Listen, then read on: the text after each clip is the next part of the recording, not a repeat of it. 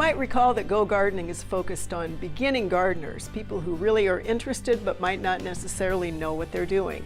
We're going to take a step all the way back and start with what you should be thinking about if you have a new residence, brand new, new construction, new to you, a renovation that you have in mind, anything that has to do with your home, your business, your property, and what you want your landscape to be. This is before you go to the garden center and buy that plant and come home with it and say, what do I do now? The process is really pretty simple. It can be intimidating to people who don't fully understand that if you follow this process, the end result is likely going to be far more satisfying than, again, going off and buying something that you don't know where you're going to put. We start with the fact, just the facts. This is hard for some people to understand as well because facts are just facts. There's no subjectivity, there is no recommendation associated with it. It is simply, what do you have? So on your property, you have to figure out what you've got before you know what you want and how you're going to get what you've got to get to where you want it to go. So we have lots of tools you can use. The beauty of the digital age is you can go onto a search engine, go to Google Maps or any of the other mapping tools, find your property, zoom in on it to the point where you can see things, use the little measure tool so that you can figure out dimensions, what exactly is where. Or if you are fortunate enough to have from your county assessor's office website or from a set of construction documents, you can use the construction document.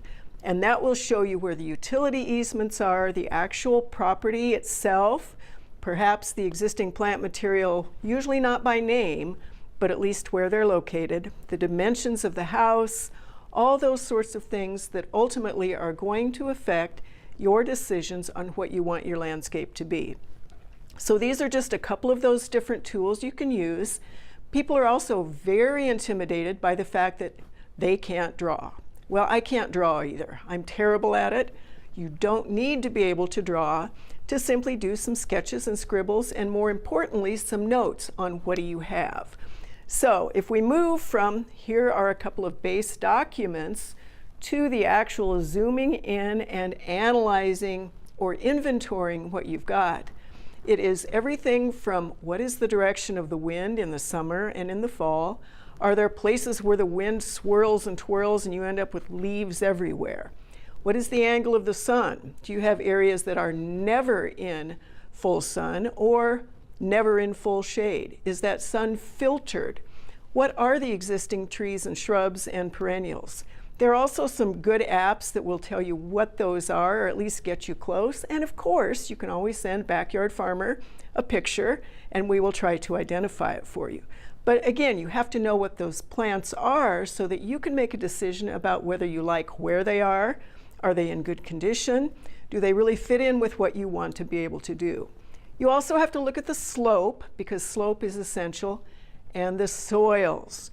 So those are pretty simple. It's what you've got, where is it, take notes, make notes.